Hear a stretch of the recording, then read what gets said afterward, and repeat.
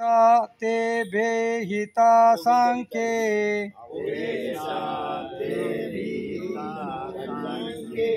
येषा ते विहिता सांख्ये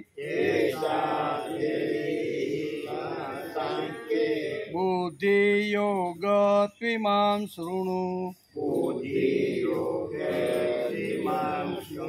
बुद्धियोगे त्विमां शृणु येषा विहिता सांख्ये बुद्धियोगे त्विमां शृणु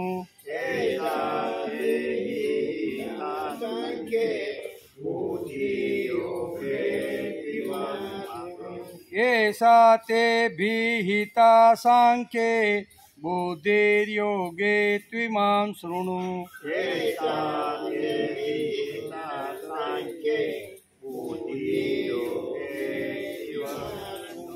बुद्धया युक्तो यया पार्थ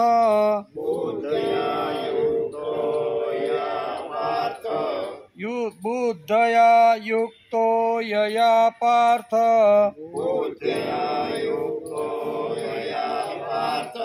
कर्मबन्धमहास्यसि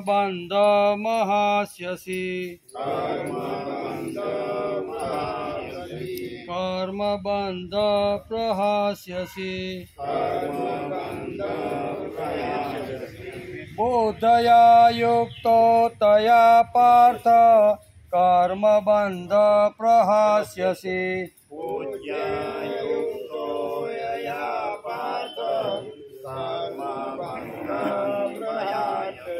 बुद्धया युक्तो यया पार्थ कर्मबन्ध प्रहास्यसि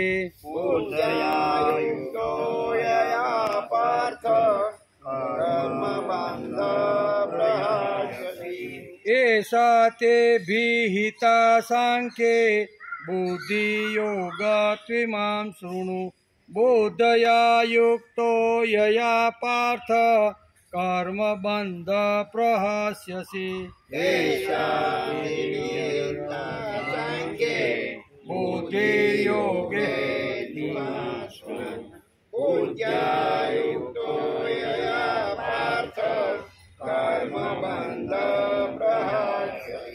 नेहा विक्रमनाशोऽस्ति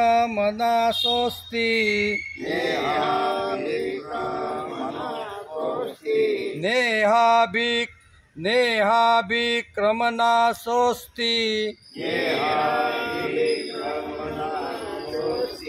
प्रत्यवायो न विद्यते प्रत्यवायो न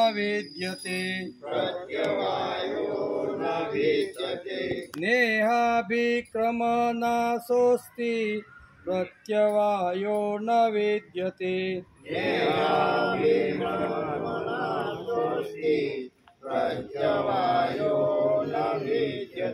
नेहा विक्रमनाशोऽस्ति प्रत्यवायो न विद्यते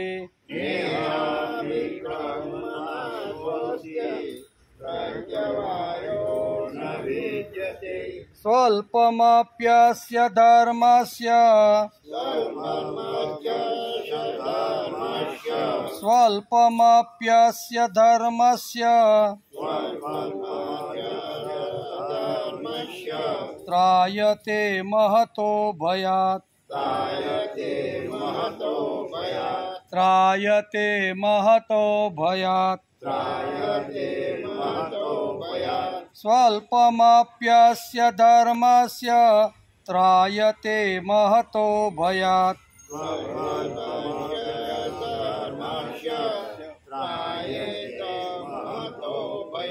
स्वल्पमप्यस्य धर्मस्य त्रायते महतो भयात्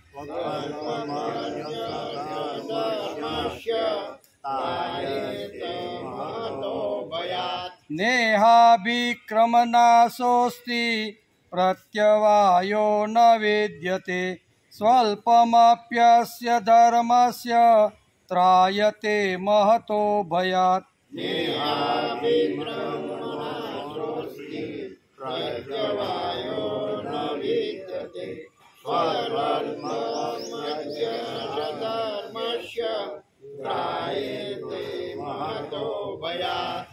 શ્લોક સાથે येषां ते विहितां सांख्ये बुद्धि योगे त्विमां शृणु बोधया युक्तो यया पार्थ कर्मबन्ध प्रहास्यसि नेहाभिक्रमनाशोऽस्ति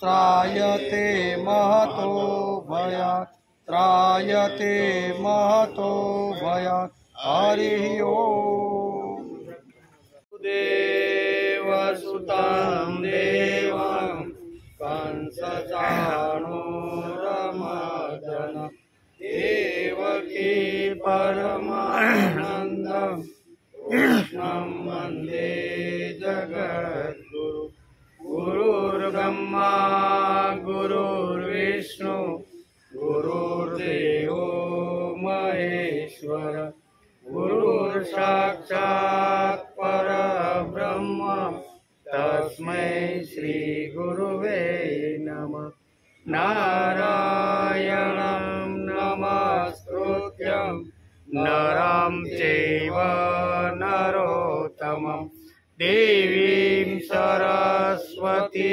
व्यासं ततो जयमुदीरयेत् ततो जयमुदीरयेत्।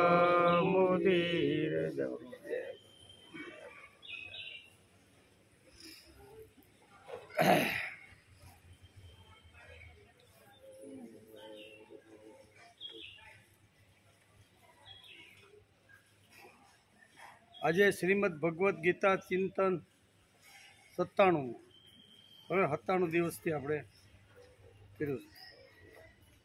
12/5/2025 આપણે છેલ્લે સોમવારે આપણે છેલ્લો શું કહેવાય સન્નુમો અધ્યાય સમૂહનો આપણે દિવસ ચિંતન પૂરું કર્યું. એમ આજે 10-12 દિવસ થઈ ગયા એમ એટલે ઘણું બધું ઉડી ગયું હોય એમ બરાબર ને. હવે પેટ્રોલ જેમ ઉડી જાય પડ્યું એમ ઘણી વાર રહી ગયું હોય. એષા તે વિહિતા સાંખ્યે બુદ્ધિર્યોગ ત્વિમાં શૃણુ બોધયા યુક્તો યયા પાર્થ કર્મબંધ પ્રહાસ્યસી. 10 દિવસ પહેલા આપણે શ્રીમદ ભગવદ્ ગીતાના બીજા અધ્યાયના 38મા શ્લોકની અંદર આપણે વિચાર કરતા હતા કે 38મા શ્લોકમાં ભગવાને શું કીધું અર્જુને, એનો વિચાર આપણે 10-12 દિવસ પહેલા કર્યો હતો.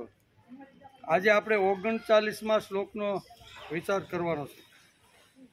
38મા શ્લોકમાં ભગવાને બહુ સરસ રીતે અર્જુનને કીધું કે હે અર્જુન, સુખ દુઃખ લાભ હાનિ જય પરાજય સમાન ગણીને પછી યુદ્ધ માટે કટિબદ્ધ થઈ જા. આ પ્રમાણે કરવાથી તને પાપ લાગશે નહીં. બરોબર ને. ભગવાને શું કીધું કે સુખ દુઃખે સમે કૃત્વા લાભા લાભો જયા જયો તત્તો યુદ્ધાય યુજસ્વ નૈવમ પાપમ અવાપ્યસી. સુખ દુઃખ યશ અપયશ અને શું કહેવાય વિજય અને પરાજય, આની અંદર તું એક સમરસ થઈ અને યુદ્ધ માટે તું તૈયાર થઈ જા. જો તું ધર્મયુક્ત યુદ્ધ કરીશ તો તને કોઈ પ્રકારનું પાપ લાગશે નૈવમ પાપમ અવાપ્યસી. આ તને પાપ લાગશે ને એવું ભગવાને કીધું. અર્જુનને શંકા છે કે યુદ્ધમાં કુટુંબીઓને મારવાથી અમને પાપ લાગી જશે, પરંતુ ભગવાન આ શ્લોકમાં કહે છે કે પાપનું પ્રેરક તત્વ યુદ્ધ નથી. એમ યુદ્ધ નથી પાપનું પ્રેરક. શું છે? પરંતુ પોતાની કામના છે. પાપનું કારણ શું છે? યુદ્ધ નથી, પણ પોતાની કામના છે, વાસના છે, મોહ છે, એ બધા આ પાપના કારણો છે એમ કે એમ ભગવાન કહે છે.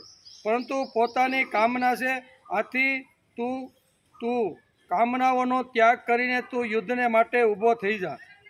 બરાબર. અહીંયા સુધી આપણે 10-12 દિવસ પહેલાં આપણે વિચાર કર્યો હતો. આજે આપણે આ 39મા શ્લોકનો વિચાર કરવાનો છે. એમ કે ભગવાન કહે છે કે તું પહેલેથી જ વિચાર કરી લે કે મારે તો મારા કર્તવ્ય કર્મ એટલે સ્વધર્મનું પાલન કરીને યુદ્ધ કરવાનું છે, તો તને પાપ લાગશે.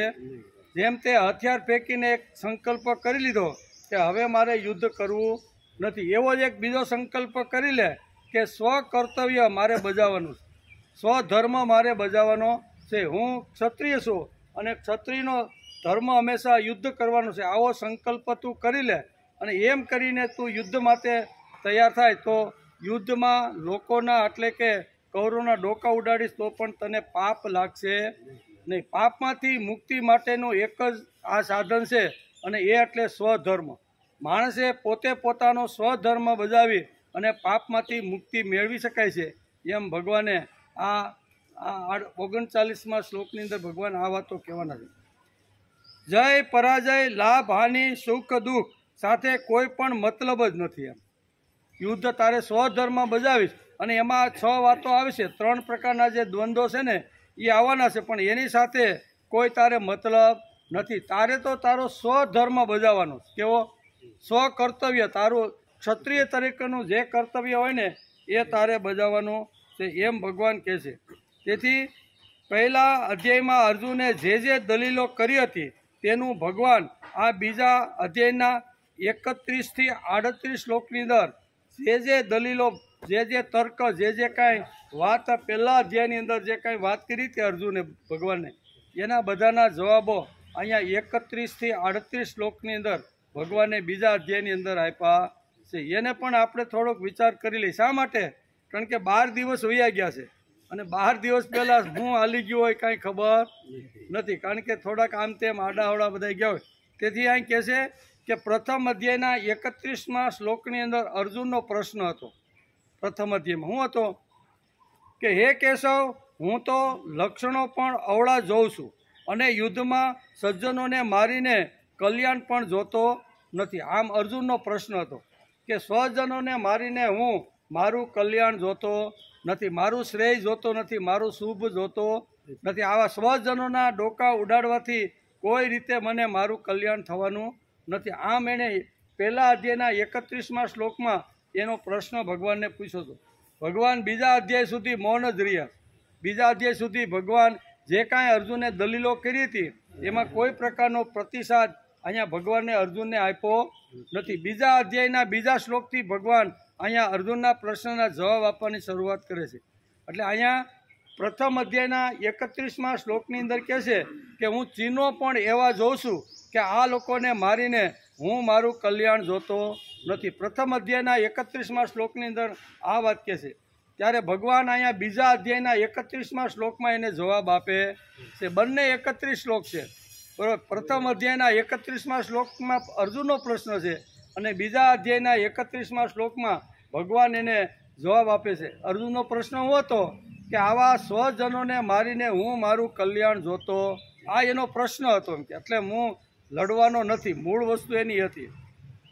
ભગવાન અહીં બીજા અધ્યાયના 31 ધર્મને જોતા પણ તારે ભય પામવો ન જોઈએ. સ્વધર્મને જોતા, સ્વકર્તવ્યને જોતા તારે ભય પામવો ન જોઈએ. ભય પામવો ન જોઈએ, કેમ કે ક્ષત્રિય માટે ધર્મયુક્ત યુદ્ધથી વધીને બીજું કોઈ કલ્યાણકારી નથી. આ કલ્યાણકારીનો પ્રશ્ન કે મારું આ સ્વજનોના ડોકા ઉડાડું તો મારું કલ્યાણ નથી. ભગવાન અહીં કે તું તારો સ્વધર્મ બજાવીશ ને એમાં તારું કલ્યાણ છે. એટલે ભગવાને પહેલા અધ્યાયમાં અર્જુનનો જે પ્રશ્ન હતો એ બીજા અધ્યાયના 31મા શ્લોકની અંદર ભગવાન એને જવાબ આપે છે. ત્યાર પછી પ્રથમ અધ્યાયના 38મા શ્લોકમાં એક અર્જુનનો પ્રશ્ન હતો. શું હતો? માટે હે માધવ, પોતાના જ બાંધવ ધૃતરાષ્ટ્રના પુત્રોને હણવા માટે અમે યોગ્ય નથી. પોતાના સ્વજનોને હણીને અમે કેમ સુખી થઈશું? અમે સુખી થવાનું કોઈ આ સાધન, સ્વજનોને હણીને અમે કોઈ દી સુખી થવાના નથી. તેથી આ હથિયાર હેઠા મૂકું છું અને હવે સંકલ્પ કરું છું કે હવે મારે યુદ્ધ કરવું. આવો એણે સંકલ્પ કર્યો હતો અને ભગવાનને કીધું કે સ્વજનોને મારીને હું મારું કલ્યાણ કે સુખ જોતો નથી. એના જવાબની અંદર અહીંયા ભગવાન બીજા અધ્યાયના અહીંયા 32મા શ્લોકમાં કહે છે. કારણ કે હું સ્વજનોને મારીને સુખ જોતો નથી, તો ભગવાન એનો જવાબ અહીંયા બીજા અધ્યાયના અહીંયા 32મા શ્લોકની અંદર આપે છે. શું કહે છે કે હે પાર્થ, આપમેળે પ્રાપ્ત થયેલા તેમજ ઉગાડેલા સ્વર્ગના દ્વારરૂપી આવા યુદ્ધને ભાગ્યશાળી ક્ષત્રિયો મેળવે છે અને એમાં જ એનું સુખ છે. શું છે અહીં કીધું? એમાં મારું સ્વજનોને મારીને મારું સુખ નથી. ભગવાન કે આવા ઉગાડા, શું કહેવાય, સ્વર્ગના દ્વાર કેવા છે? ઉગાડા છે. યુદ્ધ કરીશ અને હતો વા પ્રાપ્યસી સ્વર્ગ જીતવા વા ભોક્ષમય તસ્મા દુતિષ્ઠ કોંતેય યુદ્ધાય કૃત નિશ્ચય. ભગવાન બહુ સરસ રીતે એને જવાબ આપે છે કે તું યુદ્ધ કરીશ અને યુદ્ધ કરતાં કરતાં હણાઈ જાય ને તો તારા માટે સ્વર્ગના દરવાજા ખુલ્લા છે. અને યુદ્ધ કરતાં કરતાં આવી રીતનો એમાં તું જીતી જઈશ ને તો તારા હસ્તિનાપુરના આખા ભૂમંડળનું રાજ્ય તારી પાસે આવીને ઊભું રહેશે. એટલે અર્જુન કહે છે કે ભગવાન, એક બાજુ કૂવો છે અને બીજી બાજુ ખાય છે. હું ગમે ત્યાં પડું ત્યાં મારું મૃત્યુ તો નક્કી છે. ત્યારે ભગવાન કહે છે કે આ એક બાજુ ખાય પણ નથી ને બીજી બાજુ કૂવો પણ નથી. બંને બાજુ બે હાથમાં લાડવા છે. હું બે બાજુ લાડવા છે. લડતા લડતા હણાઈ જઈશ ને તો સ્વર્ગ છે અને લડતા લડતા જીતીશ તો તને હસ્તિનાપુરનું રાજ્ય. બે હાથમાં લાડવો છે. તેથી તારે યુદ્ધ ઈ જ તારું કલ્યાણ છે. જો તારે સુખી થવાનું હોય, અહીં પ્રશ્ન કે ભગવાન આવા સ્વજનોને હણીને હું કેવી રીતે સુખી થાવ? ત્યારે ભગવાન કહે છે કે આ સ્વજનોને હણવાથી જ તું સુખી થવાનો તો એવો ભગવાન અહીં જોવે. એ પાર્થ, આપમેળે પ્રાપ્ત થયેલા તેમાં જ ઉગાડેલા સ્વર્ગના દ્વારરૂપી આવા યુદ્ધને ભાગ્યશાળી ક્ષત્રિયો જ મેળવે છે અને સુખ માટેનું ઉત્તમ સાધન યુદ્ધ જ છે તારા માટે. શું કે તારે જો સુખી થવું હોય, તારે જો આનંદ અને આવી રીતનું મેળવવાનો હોય ને તો તારા માટે યુદ્ધ જ કલ્યાણ છે. પ્રથમ અધ્યાયના 44મા શ્લોકમાં અર્જુનનો પ્રશ્ન હતો. એટલું જ નહીં, ભગવાનને કહે છે કે એટલું જ નહીં, હે જનાર્દન, જેમના કુળ ધર્મો સમૂળ નષ્ટ થઈ ગયા હોય એવા મનુષ્યોના અનિશ્ચિત કાળ સુધી નરકમાં વાસ થાય છે એમ મેં સાંભળ્યું છે. એમ અર્જુને ભગવાને કીધું કે આવી રીતના હું બધાને મારું તો એની બધી જે યોદ્ધાઓની સ્ત્રીઓ વિધવા થાય અને એ પછી સમાજની અંદર આવી રીતના ઘણા બધા અનિષ્ટ કાર્ય શરૂ થાય અને એનાથી વર્ણશંકર પ્રજા ઉત્પન્ન થાય. ને વર્ણશંકર પ્રજા ઉત્પન્ન થાય તો એ પ્રજા કોઈ દિવસ કર્મકાંડ કે ધાર્મિક ક્રિયા કરી શકે નહીં. તેથી જન્મોના જન્મો સુધી એને નરકમાં જ રહેવું પડે છે. તેથી આવું પાપ મારે કરવું નથી. નરકનો ભય અત્યારે અર્જુને પહેલા અધ્યાયના અહીંયા પ્રથમ અધ્યાયના 38મા શ્લોકની અંદર અહીંયા બતાવ્યું છે. ભગવાન એનો જવાબ આપે છે.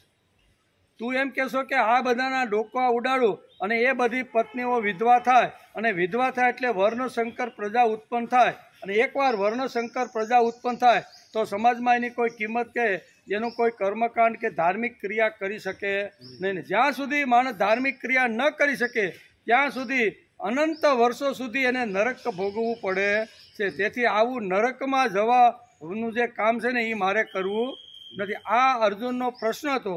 ભગવાન એને બહુ સરસ રીતે અહીંયા જવાબ આપે છે. ભગવાન કહે છે કે હે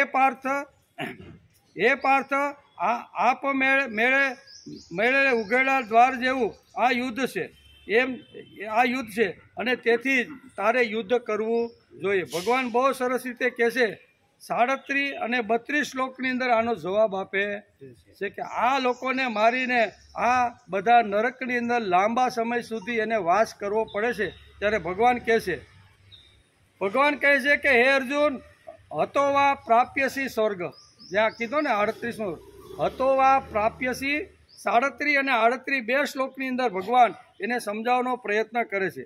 કાં તો યુદ્ધમાં હણાઈને સ્વર્ગ પામીશ અથવા તો સંગ્રામમાં જીતીને ભૂમંડળનું રાજ્ય ભોગવીશ.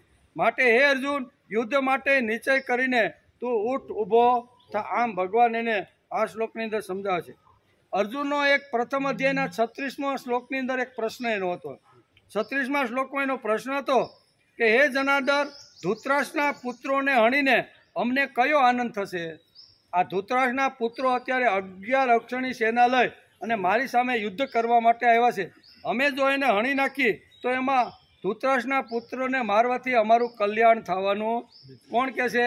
અર્જુનનો પ્રશ્ન અહીંયા હતો કે અર્જુન કહે છે કે આવા ધૃતરાષ્ટ્રના પુત્રોને હણીને અમારું કોઈ દિવસ કલ્યાણ થવાનું નથી. એમ કે આતતાઈઓને હણીને તો અમને પાપ જ લાગશે। ત્યારે ભગવાન એને બીજા અધ્યાયના 33મા શ્લોકમાં જવાબ આપે છે। ભગવાન કહે છે, જો તું ધર્મયુક્ત યુદ્ધ નહીં કરે તો સ્વધર્મ અને કીર્તિને ગુમાવીને પાપને પામીશું। 3 કામ તારા તું જો યુદ્ધ નહીં કરીશ ને, એક તો તું પાપના ખાડામાં પડી જઈશ, બીજું તારો સ્વધર્મ ગુમાવીશ, અને અત્યાર સુધી તે જે કીર્તિ મેળવી છે 3 લોકમાં, ભૂલોક હોય, સ્વર્ગલોક હોય કે પાતાળ લોક હોય, 3 લોકની અંદર તે જે અત્યાર સુધીની જે કીર્તિ મેળવી છે ને, એ તારી કીર્તિ અને તારો યશ ખલાસ થશે। એટલું જ નહીં, તું ક્ષત્રિય છો અને ક્ષત્રિયનો ધર્મ સ્વધર્મ બજાવવાનો છે અને લડવાનો એ એનો મુખ્ય ધર્મ છે। એટલે તું સ્વધર્મ જો નહીં કરને તો એ પણ ગુમાવીશ, અને આ બંને વસ્તુ જતાં હજારો વર્ષ સુધી પાપને ભોગવીને તું નરકમાં જવાનો છે। ઓલો એમ કે તું હું લડીશ અને આના માથા કાપીશ તો નરકમાં જાય, ભગવાન કે આને મારીશ ને તો તું સ્વર્ગમાં જઈશ અને નહીં મારીશ તો નરકમાં જઈશ। આ જે પ્રશ્ન જે અર્જુનના જે કાંઈ બધા હતા પહેલાં અધ્યાયની, એની અંદર આ બધી વાતો હતી। એટલે અહીં કહે છે, પછી એક એનો પ્રશ્ન એવો હતો પ્રથમ અધ્યાયના 40મા શ્લોકમાં કે કુળનો નાશ થતાં સનાતન કુલ ધર્મ નષ્ટ થઈ જશે। અર્જુનનો બહુ સરસ પ્રશ્ન હતો કે હું એકવાર હાથમાં ગાંડીવ લઉં અને 11 અક્ષરની અહીં કૌરવની સેનાનો નાશ થતાં સનાતન કુલ ધર્મ નષ્ટ થઈ જશે, અને કુલ ધર્મ નાશ પામતા સમસ્ત કુળના પાપ પણ ખૂબ જ ફેલાઈ જાય છે। પાપ ફેલાઈ જાય, અનિષ્ટ અને અનીતિઓ સમાજમાં ખૂબ જ વધી જાય। આવો અર્જુનનો પ્રશ્ન હતો। યુદ્ધ કરું એટલે યુદ્ધમાં સામે આવે એટલે બધા હણાવવાના છે, અને હણાયા પછીના જે પરિણામો છે ને, એ પરિણામની વાત અત્યારે અહીંયા પ્રથમ અધ્યાયના 40મા શ્લોકમાં અર્જુન અહીં ભગવાને કહે છે। ત્યારે ભગવાન બીજા અધ્યાયના 35મા શ્લોકમાં એને જવાબ આપે છે। શું કહે છે કે હે અર્જુન, પાપ ફેલાશે નહીં, પણ તારા અતુલ્ય પ્રભાવને લીધે જેઓ તને ઘણા સન્માનની દ્રષ્ટિએ જોતા આવ્યા છે, તેમની દ્રષ્ટિમાં તું તુચ્છતાને પ્રાપ્ત થઈ છે। અત્યાર સુધી અર્જુન એટલે અર્જુન, લોકો દેવો હોય, દૈત્યો હોય, રાક્ષસ હોય કે માણસ હોય, બધા તારા યશ અને ગાથાની કીર્તિ અત્યાર સુધી ગાતા હતા। આ તને સન્માન કોઈ પણ જગ્યાએ જાય, ઇન્દ્રલોકમાં જાય ને તો ઇન્દ્ર ભગવાન તારું સન્માન કરતા હતા। બધી જગ્યાએ તારો યશ, તારી કીર્તિ, તારું સન્માન થતું હતું, અને જો હવે તું યુદ્ધ નહીં કરે ને તો તને મળેલું જે સન્માન છે, તને મળેલો યશ છે, તને મળેલી કીર્તિ છે ને, એ બધું તારું ખલાસ થઈ જાય। યુદ્ધ એ જ તારા માટે કલ્યાણકારી છે। જો તારા પ્રભાવને ગુમાવવાનો ન હોય તો ઊઠ, ઊભો થા, હાથમાં ધનુષ અને બાણ લે, અને આ બધા આતતાયીઓને તું હણી નાખ। એટલે કે દ્રષ્ટિએ જોતા આવ્યા છે તેમની દ્રષ્ટિમાં તું તુચ્છતાને પામીશ। કેવો તું એકવાર કાયર થઈ, ભીરું બીકણ થઈ, પલાયનવાદી કરી અને કુરુક્ષેત્રના મેદાનમાંથી જો ભાગી જઈશ ને તો લોકો તને હલકામાં હલકા જે લોકો હશે ને એ પણ તારી નિંદા કરશે। એ પણ કહે છે કે બાયલો, આમ તો એમ કહેતો હતો કે અમે આટલા યુદ્ધો એકલા હાથે લડ્યા છે, અહીંયા ભગવાન હતા નહીં, હું યુદ્ધ। હવે આ બધી જે હતી ને એ બધી કીર્તિ તારી ધૂળમાં રળવાઈ જશે। ભગવાન બહુ સરસ કે અત્યાર સુધી જે પ્રયત્ન કર્યો, પુરુષાર્થ કર્યો, મહેનત કરી, બુદ્ધિયુક્ત જે તે લડાઈઓ જે કરી છે ને, એની અંદર તારો હંમેશને માટે વિજય થયો છે। પણ આ કુરુક્ષેત્રમાં તું એવું સમજે છે કે આ લોકોને મારીને હું નરકમાં જવાનો છું, હું પાપમાં પડવાનો છું, મને કોઈ જગ્યાએ આવી રીતનું થવાનું, શાંતિ મળવાની, આ બધા તારા પ્રશ્નો છે ને, એ પ્રશ્નો બધા એકદમ નિહિત એટલે પાયા વગરના બધા છે। એમ કરી અને ભગવાન અહીંયા બહુ સરસ રીતે અહીંયા બહુ જવાબ આપવાનો પ્રયત્ન 31 થી 38 શ્લોકની અંદર અર્જુનના જે પ્રથમ અધ્યાયના જે પ્રશ્નો હતા ને, એ 1 થી 38માં શ્લોકની અંદર બીજા અધ્યાયની અંદર અહીંયા ભગવાને આપવાનો પ્રયત્ન કર્યો છે। એટલે બહુ સરસ આ બધી વાતો હતી। રોજ 10-12 દિવસ વયા ગયા હતા, એટલે ફરીથી આપણે આગળ બધું કયું ચાલ્યું એનો થોડોક વિચાર કરી લીધો છે।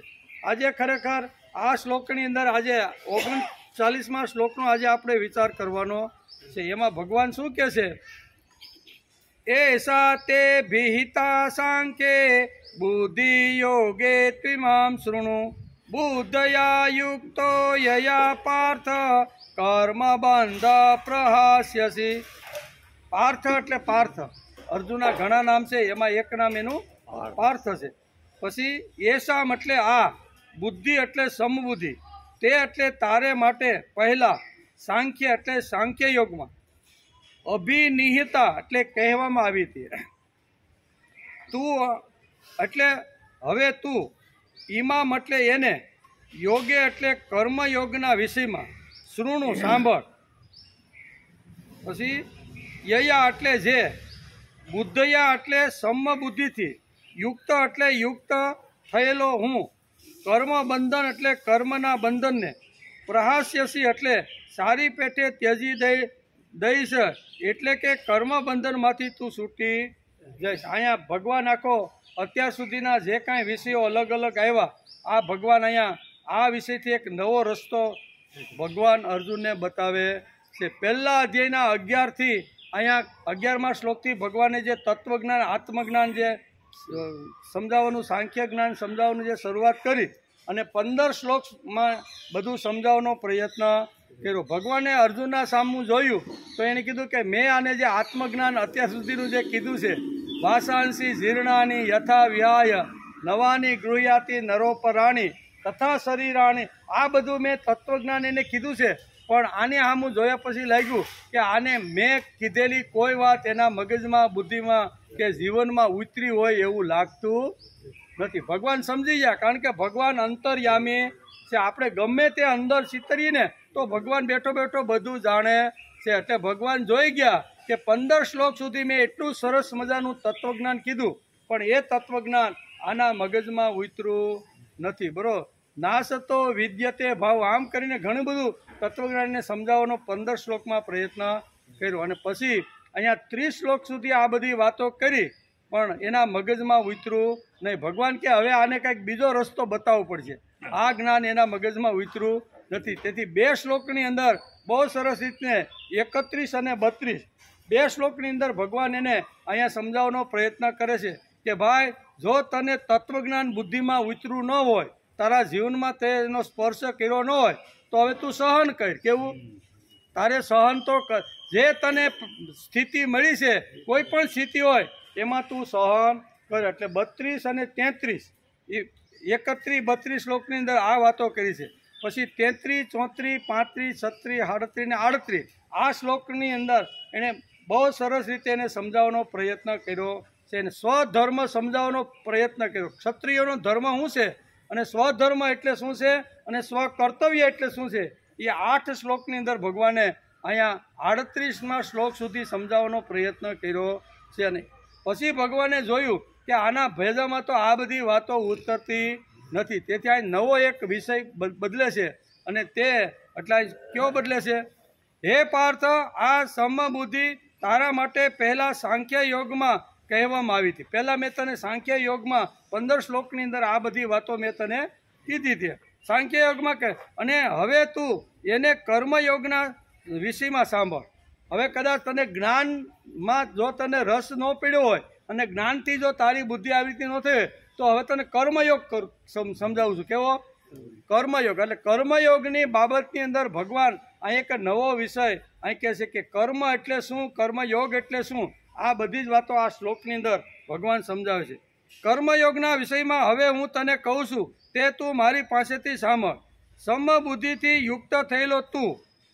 સમબુદ્ધિ એટલે અહીંયા સુખ, દુઃખ, યશ, અપયશ, હાનિ અને લાભ, આ 3 પ્રકારના દ્વંદ્વ આગળના શ્લોકમાં જે કીધા ને એને અનુસંધાન ભગવાન કહે છે એને સમબુદ્ધિ. એમાં તે સમબુદ્ધિ રાખવાનો પણ પ્રયત્ન કર્યો ને. હવે તને કર્મયોગનો એક નવો વિષય, અત્યાર સુધી જ્ઞાનયોગ કીધો, સાંખ્યયોગ કીધો, આત્મયોગ કીધો, પણ એમાં તારું બરોબર તે ધ્યાન આપ્યું નહીં. હવે તને કર્મયોગની એક સરસ મજાની એક વાત કરું છું. એમ કરીને ભગવાન 39મા શ્લોકની અંદર અને એ વિષય માનવ માત્રને લાગુ પડે છે. કદાચ જ્ઞાન અઘરું પડતું હોય, બરોબર, જ્ઞાનના થોથા વાંચવા અઘરા પડતા હોય ને, તો કર્મયોગની વાત ભગવાન બહુ સરસ રીતે આપણા જેવા સામાન્ય લોકોને પણ ગળે ઉતરી જાય ને એવી વાત ભગવાન આ શ્લોકમાં સમજાવવાના છે. એસા તે ભીતા સાંખ્યે બુદ્ધિ યોગ ત્વિમામ શૃણુ. અહીં તું પદ એટલે કે અહીં તું પદ વિષયનો સંબંધ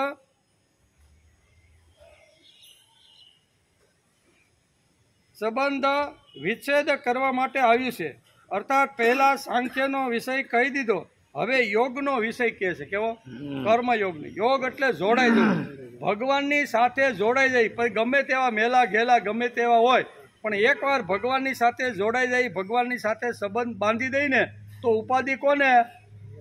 ભગવાન. આપણે કોઈ ઉપાધિ રહે? એકવાર ભગવાન સાથે કોઈ પણ વ્યક્તિ સંબંધ બાંધી દે, પછી મીરાબાઈ હોય, નરસિંહ મહેતા હોય, તુકારામ હોય, એકનાથ હોય, ગમે તેવા જલારામ બાપા, કોઈ પણ બાપા હોય, એને એકવાર ભગવાનની સાથે આવી રીતનો જોડાઈ ગયા પછી એને પોતાની ચિંતા રહેતી નથી. પોતાના ઘેરે શ્રાદ્ધ વિધિ હોય કે કુંવરબાઈના લગ્ન હોય કે કોઈ પણ લગ્નના કોઈ મોટા પ્રસંગો હોય, પણ પછી એ ભક્તને ઉપાધિ રહેતી નથી. એટલે એ અહીં યોગ કર્મયોગ સમજાવવાનો ભગવાન પ્રયત્ન કરે છે. કદાચ સાંખ્ય તારી બુદ્ધિમાં ન ઉતર્યું હોય ને તો હવે તને કર્મયોગનો એક સુંદર મજાનો વિષય તારી સામે કહું છું, એને તું મારી પાસેથી સાંભળ, એમ ભગવાન કહે. અહીં એસા પદ પૂર્વ શ્લોકમાં વર્ણવેલા સમબુદ્ધિને માટે આવ્યું છે. આ સમબુદ્ધિનું વર્ણન પહેલાં સાંખ્ય યોગમાં 11 થી 30મા શ્લોક સુધી હતું. સારી રીતે કરવામાં આવ્યું હતું. દેહ અને દેહીનો ઠીક વિવેક થયા પછી સમતામાં પોતાની સ્વત બુદ્ધિ સ્થિતિનો અનુભવ થઈ જાય છે. કારણ કે દેહમાં રાગ રહેવાથી જ વિષમતા આવે છે. આ રીતે સાંખ્યમાં તો સમબુદ્ધિનું વર્ણન થઈ ચૂક્યું છે. હવે આ જ સમબુદ્ધિને તું કર્મયોગના વિષયમાં તું સાંભળ. સમબુદ્ધિ એટલે કે સમાન બુદ્ધિ સાંખ્ય યોગની અંદર જે મેં તને વાત કરી એમાં બધી વાતો થઈ ગઈ છે, અને હવે તું કર્મયોગ બાબતમાં મારી પાસેથી સાંભળ. ઇમામ એટલે કહેવાનું તાત્પર્ય એ છે કે હવે આ સમબુદ્ધિને કર્મયોગના વિષયમાં કહેવાની છે કે આ સમબુદ્ધિ કર્મયોગમાં કેવી રીતે પ્રાપ્ત થાય છે. સમબુદ્ધિ કર્મયોગમાં કેવી રીતે પ્રાપ્ત થાય છે એ હવે હું તને સમજાવું છું. એનું સ્વરૂપ કેવું છે, એનો મહિમા કેવો છે, આ વાતોને માટે ભગવાને આ બુદ્ધિને યોગના વિષયમાં સાંભળવા માટે કહ્યું છે. હવે તારે જોડાઈ ગયા વગર છૂટકો નથી. એકવાર તું જોડાઈ જઈશ ને એટલે પછી સુખ દુઃખે સમે કૃત્વા ગમે તે હોય ને, લાભ હોય ગેરલાભ હોય, હાનિ થતી હોય લાભ થાય, જે કાંઈ હશે ને, એકવાર મારી સાથે જોડાઈ ગયા પછી તું કર્મ કરીશ ને તો એ કર્મ કરવાથી તને કોઈ પ્રકારનું પાપ લાગવાનું નથી. બરાબર ને? તો અહીંયા ભગવાન સમજાવે છે, બુદ્ધાયુક્તો યયા પાર્થ કર્મ બંધન પ્રહાસસી. અર્જુનના મનમાં યુદ્ધ કરવાથી પાપ લાગવાની સંભાવના હતી, પરંતુ ભગવાનના મતે કર્મમાં વિષમ બુદ્ધિ એટલે રાગ દ્વેષ હોવાથી પાપ લાગે છે.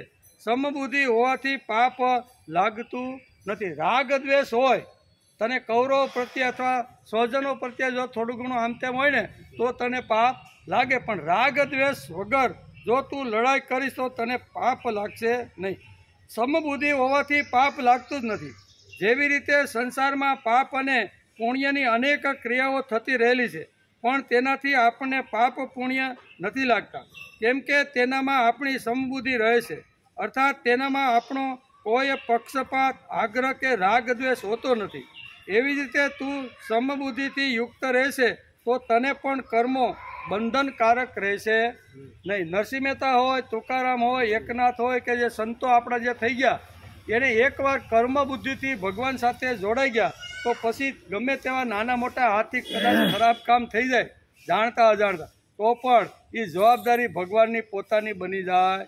એટલે ભગવાનને અહીંયા આ સમજાવવાનું છે કે એકવાર તને સાંખ્ય યોગની અંદર જો તારી બુદ્ધિ આવી રીતની ન ચાલતી હોય ને તો હું તને એક કર્મયોગ એટલે કે સમત્વ યોગ તને સમજાવું છું. આ જ અધ્યાયના 7મા શ્લોકમાં અર્જુને પોતાના કલ્યાણની વાત પૂછી છે કે મારું કલ્યાણ શેમાં છે. બરાબર ને? હું તમારો શિષ્ય બનીને તમારા શરણે આવ્યો છું, મને ખબર નથી મારું કલ્યાણ શેમાં છે. યુદ્ધ કરવાથી મારું કલ્યાણ થશે કે યુદ્ધ ન કરવાથી મારું કલ્યાણ થશે, એ મારી બુદ્ધિ અત્યારે ચાલતી નથી. તેથી હે ભગવાન, હું તમારા શરણે આવ્યો છું, તમારો શિષ્ય બન્યો છું, અને મારું શ્રેય મારું કલ્યાણ જેમાં હોય ને એ તમે મને કહો. એટલે 7મા શ્લોકની અંદર અહીંયા બીજા અધ્યાયમાં ભગવાનના શરણે અર્જુન વયો ગયો છે કે ભગવાન હવે તમારા શરણે હું આવ્યો શું એમ કે એટલે કે આવી રીતનો ભગવાનના શરણે આવી રીતનો આવ્યો છે. આ જ અધ્યાયના 7મા શ્લોકમાં અર્જુને પોતાના કલ્યાણની વાત ભગવાનને પૂછી છે. એટલા માટે ભગવાન કલ્યાણના મુખ્ય સાધનોનું વર્ણન કરે છે. પૂછ્યું છે કે ભાઈ મને મારું કલ્યાણ શેમાં છે, મારું શ્રેય શેમાં છે, મારું શુભ શેમાં છે, એ અર્જુનને પૂછેલું છે. અને એકવાર કોઈ શિષ્ય કોઈ ગુરુને પોતાના કલ્યાણની વાત પૂછે તો ગુરુની જવાબદારી છે કે એને સંપૂર્ણ આ લોક અને પરલોકમાં બંને જગ્યાએ એનું કલ્યાણ થાય ને એવી વાતો જ એને કહેવી જોઈએ. પછી શિષ્યને ગમે કે ન ગમે પણ શિષ્યનું કલ્યાણ કરવા માટે જો ગુરુ આવી રીતના જો હોય ને તો એ કે ને કે જ. એટલે ભગવાન કહે છે કે તને ગમે કે ન ગમે પણ તારા કલ્યાણની જવાબદારી તે મારા ઉપર સોંપી છે, તેથી મારી જવાબદારી એ વધી. તેથી ભગવાને આ બહુ સરસ મજાનો અહીં કહે છે કે ભગવાન કલ્યાણના મુખ્ય સાધનોનું વર્ણન કરે છે. એમાં 3 સાધનો આપણે આગળ બીજા અધ્યાયના 11થી અહીંયા 25મા શ્લોક સુધી 15 શ્લોકની અંદર એક અધ્યાયની અંદર જોઈએ. શું જોયા? આત્મજ્ઞાન. એ સાધન છે. આત્મજ્ઞાન છે ને એ આખું સાધન છે. એ આત્મજ્ઞાનની વાત એણે સમજાવવાનો પ્રયત્ન કર્યો પણ એ સાધનથી એના મનમાં કાંઈ થયું નહીં. પછી સહન કરવાની વાત આવી. હવે ક્ષત્રિયનો બચ્ચો છે એટલે ભગવાને એને બહુ સ્પષ્ટ કીધું, આજે ભલે તું યુદ્ધ માટે પાછલી બેઠક ઉપર આવીને હથિયાર ફેંકીને બેસી ગયો છે પણ તું ક્ષત્રિયનું જે લોહી છે ને એ કોઈ પણ જગ્યાએ તું સમાજમાં ફરતો હોઈશ ને કાંઈ અનીતિ અથવા કોઈ દીકરી ઉપર કોઈ વ્યભિચાર કરતો હોય છે ને તું રહી શકવાનો. અત્યારે ભલે ડાઈ વાતો કરતો હોય પણ તું ક્ષત્રિયનું લોહી છે ને એ ઉકળ્યા વગર રહેવાનું નથી. તેથી ભગવાન કહે છે કે અલગ અલગ રીતે અર્જુનને યુદ્ધ કરવા માટે અલગ અલગ સાધનો સમજાવવાનો ભગવાને પ્રયત્ન કર્યો. એટલે પહેલાં સાંખ્યશાસ્ત્ર એને સમજાવ્યું, જ્ઞાનયોગ સમજાવ્યો અને બીજા સહન કરવાની વાત કરી. ત્રીજો એને જે રસ્તો હતો એ સ્વધર્મનો સમજાવવાનો પ્રયત્ન કર્યો. 3 રસ્તામાંથી જો કદાચ તને ન ફાવતું હોય ને તો હવે તને એક સુંદર મજાનો એક રસ્તો બતાવું છું અને તે એટલે કર્મયોગ. મારી સાથે ભગવાન સાથે જોડાય. એકવાર કોઈ પણ માણસ કોઈની સાથે જોડાઈ જાય ને પછી જવાબદાર જેની સાથે જોડાઈ ગયો એની હોય છે, એને પછી રહેતો નથી. જેમ સ્ત્રી લગ્ન કર્યા પછી પતિની સાથે જોડાય છે પછી પતિની બધી જવાબદારી આવી જાય છે. ગમે ત્યાં કમાવાનું હોય, ગમે તે લાવવાની વસ્તુ હોય, કદાચ કોઈ બેલ મારે બપોરના 12 વાગે, કોઈ બિલવાળો આવ્યો હોય બરાબર ને, કોઈ ગંધિયાનું લીધું હોય ને 5000નું બિલ થઈ ગયું હોય અને આ શેઠ કદાચ જ્યાં ન હોય તો એ ઓલાને એમ થાય કે હાલની ઘેર જઈને જાવ તો ખરો બિલની ઉઘરાણી કરો. અને એ વખતે ઘંટડી તો ઓફિસે જતા રહ્યા છે એટલે બેન ઉગાડે છે કે બોલો શું કામ છે તો ક્યાં બિલ આવ્યું છે નહીં. એ કે એ આવે તો એમ કહીને દરવાજો ફટ બંધ કરી દે કે નહીં? જવાબદારી કોની? ભાઈ મારી જવાબદારી નથી ભાઈ. ફટનાનો દરવાજો બંધ કરી દે. એ આવે તો એ આવી ગયો. હું કે એ આવે ત્યારે આવજો. આ સમર્પણની તાકાત છે. એકવાર સ્ત્રી પુરુષને સમર્પણ થઈ ગઈ પછી પુરુષની બધી જવાબદારી એની ફિક્સ થઈ જાય છે. આપણું શાસ્ત્ર તો ત્યાં સુધી કહે છે કે એકવાર જો માણસ સમર્પણ થઈ જાય, સ્ત્રી પુરુષને સમર્પણ થઈ જાય ને તો પુરુષ જે કાંઈ શું કહેવાય પુણ્ય કરે ને એ પુણ્યની અંદર સ્ત્રીનો અડધો ભાગ લાગી જાય. કેટલો? આટલું પુણ્ય કોણ કરે? સત્કર્મ કોણ કરે? પુરુષ. એ પૂરેપૂરું એને મળતું એમાંથી અડધો ભાગ કોને વહી જાય? વગર પુરુષાર્થ કરે સ્ત્રીને વહી જાય છે. પુરુષ જો કાંઈ પાપ કરીને આવે તો પુરુષનું હળંગ પોતાનું એકલાનું, એમાં સ્ત્રીનો ભાગ. કેવું છે? આ શાસ્ત્રનું લખાણ છે.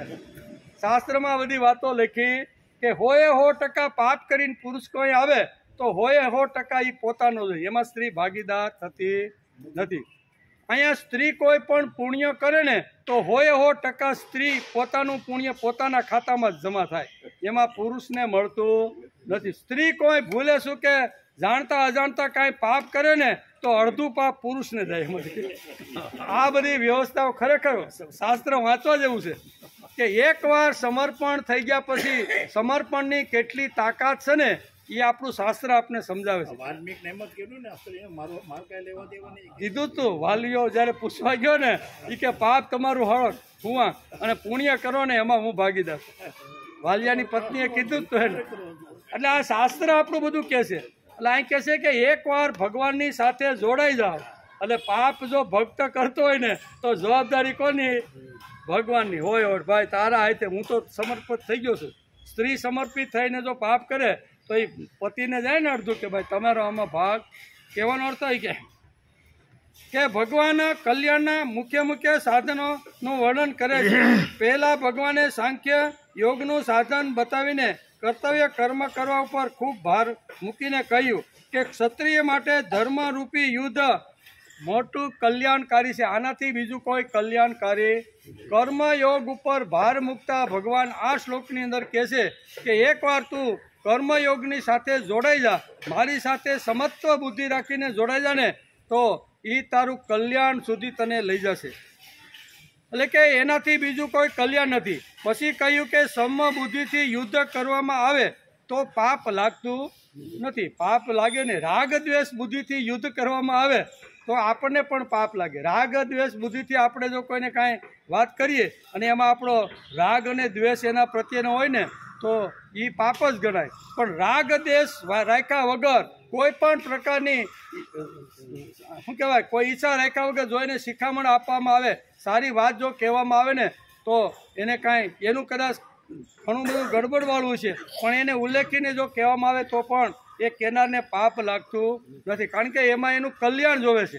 એના વ્યસન હોય, દારૂ હોય, આ તે બધું કરતો હોય અને કોઈને એમ થાય કે આની પાસે બેસીને થોડીક વાતો કરવી છે, એમ કરીને જો કાંઈ એને કહેવામાં આવે તો એ જે કાંઈ કહેશે ને એમાં એને પાપ લાગતું નથી. કારણ કે એ દારૂ છૂટે, વ્યસન છૂટે, માવા છૂટે અથવા ઘણા બધા દુષ્કર્મો છૂટે તો એમાં એને કોઈ પ્રકારની કેનારને અપેક્ષા નથી. તેથી અહીંયા કહે છે કે પછી કહ્યું છે કે સમબુદ્ધિથી યુદ્ધ કરવામાં આવે તો પાપ લાગતું નથી. હવે તે જ સમબુદ્ધિને કર્મયોગના વિષયમાં કહે છે. કર્મયોગી સંગ્રહને માટે બધા કર્મો કરે છે. લોક સંગ્રહ મેવાપી સંપશ્યન કરતું હર્મસી. લોક સંગ્રહને માટે કર્મ કરવાથી અર્થાત નિસ્વાર્થ ભાવથી લોક મર્યાદા સુરક્ષિત રાખવાના માટે લોકોને ઉન્માર્ગ એટલે કે કુમાર્ગથી હટાવીને સન્માર્ગમાં પ્રવૃત્તિ વાળવા માટે કર્મ કરવાથી એટલે કે સમતાની પ્રાપ્તિ સુગમતાથી થઈ જાય છે. પોતાની પ્રાપ્તિ થવાથી એટલે કે સમતાની પ્રાપ્તિ થવાથી કર્મયોગી કર્મબંધનથી સુગમતાપૂર્વક છૂટી જાય છે. તેથી એને બીક હતી ને કે હું જો કર્મ કરું અને આ બધાને હણી નાખું તો મને પાપ લાગે. ભગવાન અહીં બહુ સરસ રીતે સમજાવે છે કે એની અંદર તારો કોઈ પ્રકારનો સ્વાર્થ ન હોય અને તું જો આવી રીતનું કરીશ તો તને એમાં અહીં કહે છે સુગમતાપૂર્વક તું એમાંથી છૂટી જઈશ, એમ ભગવાન કહે છે. હે પાર્થ, સમબુદ્ધિ માટે તારે પહેલાં સાંખ્ય યોગમાં કહેવામાં આવી અને હવે એને કર્મયોગના વિષયમાં સાંભળ. જે સમબુદ્ધિથી યુક્ત થયેલી તું કર્મના બંધનને સારી પેઠે ત્યજી દઈશ એટલે કર્મબંધનમાંથી સારી રીતે છૂટી જાય. આમ ભગવાન અર્જુનને કહે છે. શ્રીમદ ભગવદ્ ગીતાનો મહત્વનો અધ્યાય છે સાંખ્ય યોગ. તેના મધ્ય ભાગમાં આ શ્લોક આવ્યો છે, લગભગ મધ્ય ભાગ. કારણ કે આ અધ્યાયના 72 શ્લોક છે અને 39મા શ્લોકનો અત્યારે આપણે અભ્યાસ કરીએ છીએ. એટલે લગભગ થોડો ઘણો આમ તેમ એકાદ બે શ્લોક આગળ પાછળ છે પણ શ્રીમદ ભગવદ્ ગીતાના બીજા અધ્યાયના મધ્ય ભાગની અંદર આ શ્લોક વ્યાસે લખ્યો છે અને ભગવાન પોતાના સ્વમુખે અર્જુનને અહીંયા કર્મયોગ અત્યારે સમજાવી રહ્યા છે. શ્રીમદ ભગવદ્ ગીતાનો મહત્વનો અધ્યાય છે. 11 થી 38 શ્લોકમાં ભગવાને સાંખ્ય કહેલું છે. આ અધ્યાયમાં એક શ્લોકમાં ઉપસંહાર આવે છે. હવે વિષય બદલાય છે. કેવો? આ શ્લોકથી આખો વિષય અત્યાર સુધી જે કાંઈ હતું ને, જ્ઞાનની વાતો હતી, આત્મજ્ઞાનની વાતો હતી, જે કાંઈ એ વાતોથી અત્યારે વિષય બદલાય છે. ભલે બદલાવા દો. હવે પાણીનું ટાઈમ થઈ ગયું જાય છે. સાંખ્ય યોગમાં કદાચ અર્જુનભાઈને ખબર ન પડે તો હવે અહીંયા કર્મયોગ સમજાવે છે. કર્મયોગ એટલે એટલે યોગ એટલે જોડાઈ જવું. એમ ભગવાનની સાથે જે લોકો જોડાઈ ગયા છે ને એના ભગવાન બધા કામ કરે કે ન કરે. એકવાર પાંડવોએ નક્કી કર્યું કે આજથી અમે તમારા, બરાબર ને, એવું એકવાર નક્કી કરી લીધું તો પાંડવોને જ્યારે જેવી રીતની અગવડ આવી છે તો વગર બોલાવે ભગવાને એને મદદ માટે ગયા કે નહીં. ચિંતા કોને?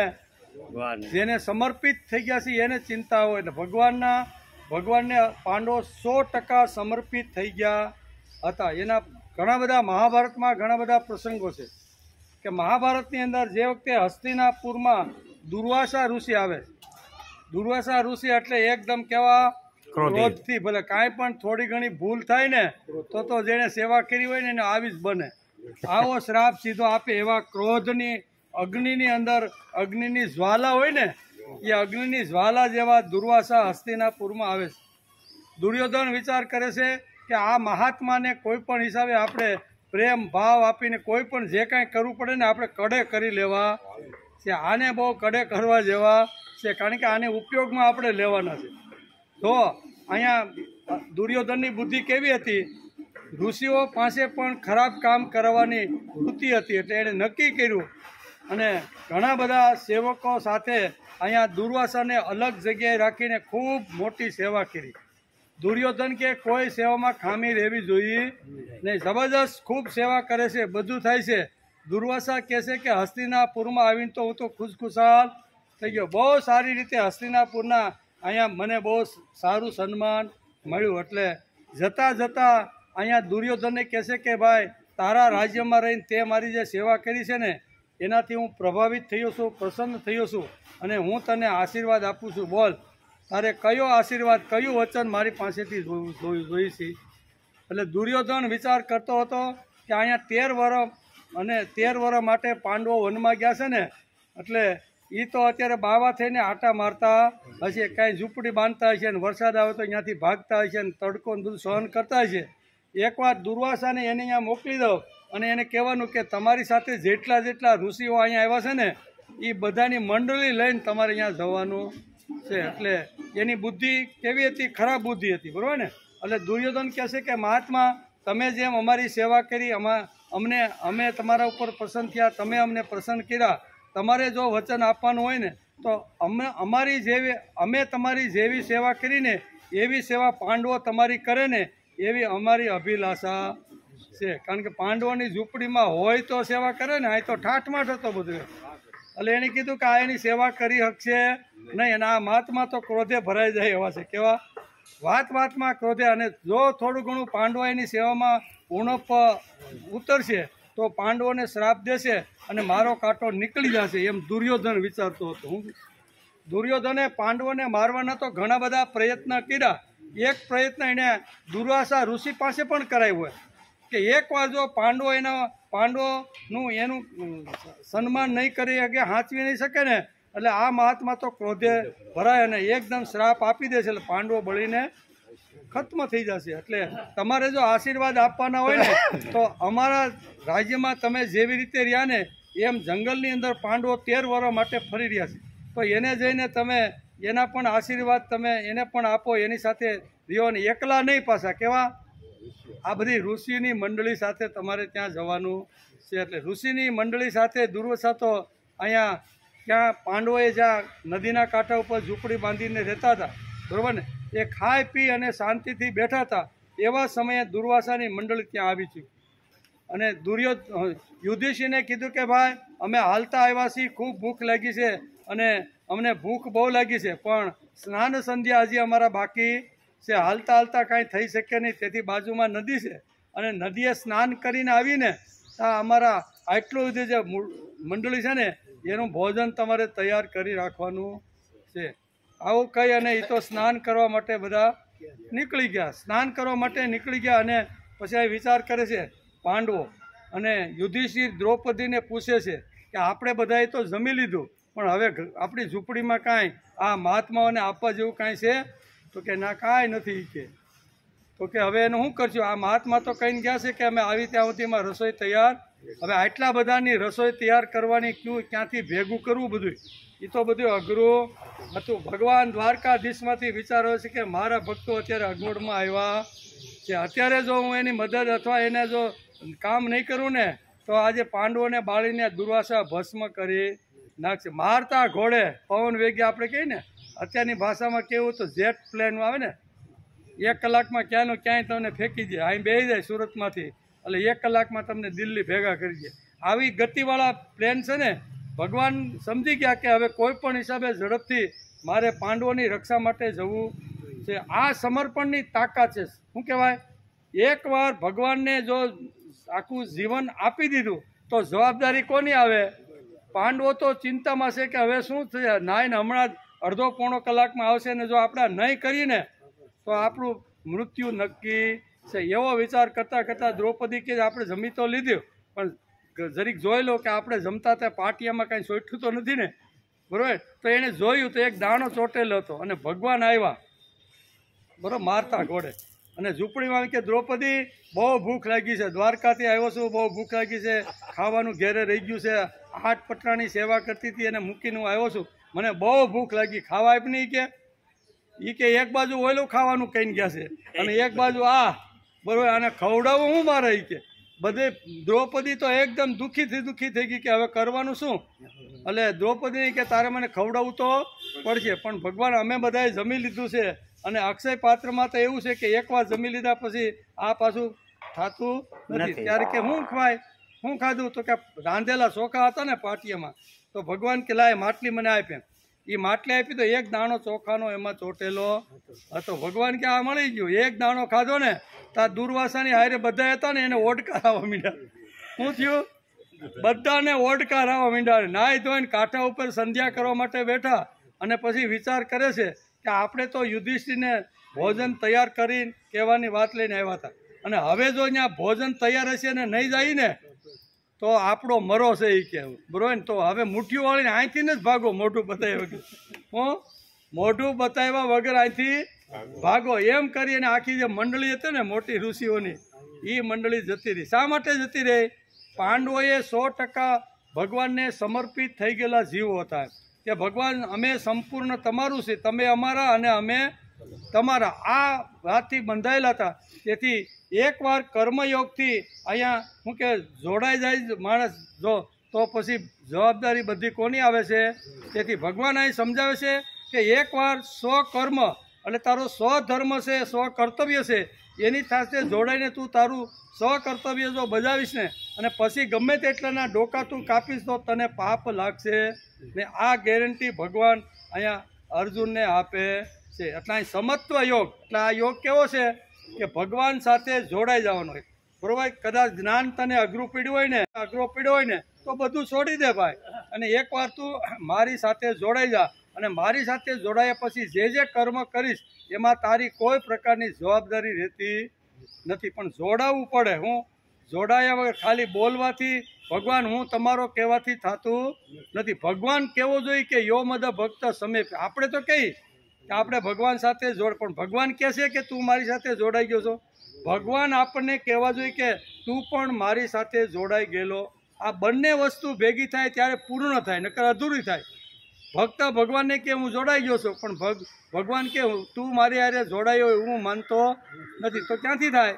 ભગવાન કે હું તારી જોડે જોડાઈ ગયેલો છું, પણ આપણે કહીએ કે આપણે ભગવાન હારે જોડાવાનું નથી. જોડાઈ તો મગજ મારીને, એના કરતાં હરો ફરો ને જલસા કરો. એટલે આ બે વસ્તુ ભેગી થાય તો કામ સરળ રીતે થાય. તેથી અહીં સમત્વ બુદ્ધિ યોગ અહીં સમજાવવાનો પ્રયત્ન કરે છે. તેથી અર્જુન પ્રત્યે શ્રી કૃષ્ણનો પ્રેમ હતો અને આપણા ઉપર તો ઈશ્વરનો પ્રેમ છે જ. તેથી 39મા શ્લોકની અંદર ભગવાન આ વાત આપણે સમજાવે છે. સાંખ્ય તને અઘરું પડ્યું હોય, ભગવાન શું કહે છે? સાંખ્ય જ્ઞાન કીધું ને, આત્મજ્ઞાન જો તને અઘરું પડ્યું હોય તો હવે મારે તને યોગશાસ્ત્ર સમજાવવું છે. આ પ્રેમ હોય તો જ સમજાવી શકાય, નકર આ યોગશાસ્ત્ર સમજાવવું શક્ય નથી. ભગવાન અને અર્જુનનો એકાબીજાનો આંતરડાનો પ્રેમ હોય તો જ ભગવાન કહે છે કે મેં અત્યાર સુધી સાંખ્ય શાસ્ત્ર તને સમજાવ્યું પણ એ તારી બુદ્ધિમાં ભેજામાં ઉતર્યું નહીં, હવે તને હું યોગશાસ્ત્ર સમજાવું છું. કેવું? યોગ એટલે જોડાઈ જવું. હું ભગવાનની સાથે જોડાઈ જવાનું જે શાસ્ત્ર છે ને એ હું તને અત્યારે સમજાવું છું. પ્રવૃત્તિ લક્ષણ વૈદિક ધર્મ અને નિવૃત્તિ લક્ષણ વૈદિક ધર્મનો જ્યારે લોપ થયો ત્યારે ભગવાન ફરીથી આ જગતની અંદર આવ્યા. બે વાતો જ્યારે સમાજમાંથી ગઈ, કઈ વાતો? તો કે પ્રવૃત્તિ લક્ષણ વૈદિક ધર્મ અને નિવૃત્તિ લક્ષણ વૈદિક ધર્મ, આ બંને ધર્મો જ્યારે સમાજમાંથી ખલાસ થયા ત્યારે ભગવાન યદા યદા ઈ ધર્મસ્ય ગ્લાનિ ભવતી કહીને ભગવાન આ જગતની અંદર આવ્યા છે. તેથી 40 થી 53 શ્લોકમાં હવે ભગવાન અર્જુને યોગશાસ્ત્ર કહેવાના છે. કેટલા? અત્યારે 39મો શ્લોક આલે છે અને 40મા શ્લોકથી ભગવાન ભગવાન સાથે કેવી રીતનું જોડાવાનું અને ભગવાન સાથે એકવાર જીવ જોડાઈ જાય પછી જીવની કેવી રીતની ગતિ થાય છે એ 40 થી 45 શ્લોકની અંદર ભગવાન અર્જુનને સમજાવવાના છે. એ પણ ધીમે ધીમે આપણે સમજવાનો પ્રયત્ન કરશું. યોગશાસ્ત્ર કહેવાના છે સાંખ્ય એટલે નિવૃત્તિ લક્ષણ ધર્મ અને યોગ એટલે પ્રવૃત્તિ લક્ષણ વૈદિક ધર્મ. બંને વિચારધારાને ભગવાને એક સૂત્રતામાં આ શ્લોકની અંદર બાંધી રાખી. આ એક જ શ્લોકમાં યોગશાસ્ત્ર અને સાંખ્યશાસ્ત્ર બંનેની વાતો ભગવાને આ 39મા શ્લોકમાં કર્યા છે. બંને વિચારધારાને ભગવાને એક જ સૂત્રતાથી સુંદર રીતે બાંધવાનો આ શ્લોકમાં ભગવાને પ્રયાસ કર્યો છે. આપણને આપણા સ્વ સ્વરૂપની વિસ્મૃતિ છે. વિસ્મૃતિને સ્મૃતિમાં બદલવાનું કામ સાંખ્યશાસ્ત્ર કરે. વિસ્મૃતિ થઈ ગઈ હોય તો જ્ઞાનથી એને પાછી સ્મૃતિમાં લાવી શકાય છે. એ જ્ઞાન આપણે સાંખ્યશાસ્ત્ર કરાવે છે. આપણે કશુંક શોધી રહેલા છીએ, પરંતુ આપણે જે શોધી રહ્યા છીએ તે આપણા પોતાનામાં છે, નથી બહાર. તેથી આપણે શોધવા ભટકી રહ્યા છીએ. જે કાંઈ શોધવાનું છે ને એ તો અંદર પડેલું છે. પણ આજે ગમે ત્યાં ગમે તે રીતે લોકો જાય છે શોધવા માટે. કોઈ મંદિરમાં જાય, કોઈ મસ્જિદમાં જાય, કોઈ ચર્ચની અંદર જાય, બરાબર, તો અલગ અલગ રીતે કોઈ તીર્થક્ષેત્રો ઉપર જાય, બરાબર. તો બધી રીતે ભગવાનને શોધવા માટે અનેક તીર્થક્ષેત્રો હોય અથવા ભગવાનના મંદિરો હોય તો મંદિરે ઘણીવાર ઘણા લોકો ભગવાનને શોધવા માટે જતા હોય છે. પણ જેને શોધવા માટે જાય છે તે જ અંદર આવીને મને ને તમને સંભાળતો રહેલો છે ને. ભગવાન અંદર બેઠા છે એટલે હાલી શકી, ખાઈ શકી, બોલી શકી, ખાધેલું આપણું જે પાચન થાય છે એ પાચન થઈ શકે. અહીંથી આપણે ઘેરે જઈને બીજા માળ ઉપર રહેતા હોય તો ફટનારના હોળ પગથી આપણે શાંતિથી ચડી જઈએ. પણ ઉપર ગયા પછી અંદરથી રામ જો જતો રહે ને તો એનું શરીર 4 જણાના ખંભે લઈને લાવવું પડે કે નહીં? જાતો તો ત્યારે કોઈનો આધાર કે ટેકો લેવો પડ્યો નહીં. એટલે જેને આપણે શોધવા માટે મંદિર, મસ્જિદ, ચર્ચ અથવા તીર્થક્ષેત્રો ઉપર કે મંદિરો ઉપર જ્યાં જઈએ છીએ એ જેને શોધવા જઈએ છીએ એ તો અંદર આવીને બેઠો છે. ભગવાને ગીતામાં કીધું છે સર્વસ્ય ચાહમ હૃદય સન્નિવિષ્ટો, કે હું તારા હૃદયમાં આવીને બેઠો છું. એને શોધવાનો અંતઃકરણની અંદર રહેલું જે પરમાત્મા નામનું જે તત્વ છે ને એને શોધવાનો માણસે પ્રયત્ન કરી લેવો જોઈએ. અને એના માટે શું કરવાનું તો કે અઘરું કાંઈ નથી. સવારે ભગવાનને નાહી ધોઈને ભગવાનની સામે બેસી જવાનું અડધી કલાક, બરાબર. આખા જગતને ભૂલીને ભગવાનની સામે બેસો અને ભગવાનની અંદર મનને લગાડી ગયો એટલે આ ભગવાનને શોધવા માટે, ગોતવા માટેનું ઉત્તમ શાસ્ત્રક હોય તો એ આપણું મન છે. તો મનને અહીંયા સમજાવવાનો પ્રયત્ન કરે છે. સાંખ્ય આપને કહે છે કે તું જેટલું વિચારશે, જેટલું વધારે ખોલશે એટલે તું વધારે ભટકાઈ જઈશ. શું વધારે ભટકાઈ તું અહીંયા આ ભગવાન હારો, એના કરતાં આ ભગવાન હારો, એના કરતાં ઓલો ચમત્કારી ઓલો છે, ઓલો ક્યાં સુંદરી કાઢે એ હારો. આવું તું અનેક જગ્યાએ અનેક રીતે જો ભટકતો રહીશ ને તો તું ભટકાઈ જાય. માટે કોઈ પણ જે ભગવાનને આપણે શું કહેવાય સાધન તરીકે આપણે રાખ્યા હોય ને એ જ ભગવાનની અંદર માણસે પોતાના મનને લીન કરી દેવું જોઈએ. એમ કહે છે કે તું ભટકાઈ જાય છે એટલે કે વધારે તું ભટકાઈ જાય છે. એના કરતાં તું ઊભો રહે, સ્થિર થા અને થોડો વિચાર કરી દે. હું એના કરતાં તું થોડો થોભી જા, થોડોક ઊભો રહે અને થોડોક વિચાર કર કે હું જેને ગોતવા માટે જગતની અંદર જ્યાં જ્યાં ફરું છું એ શક્તિ ક્યાં છે એવો પણ તારે થોડોક વિચાર કરી લેવો જોઈએ. એસા તે ભી હિતામ સાંખ્ય, એમાં બીજા અધ્યાયના 39મા શ્લોકમાં ભગવાન પોતે અર્જુનને કહે શું કહે છે?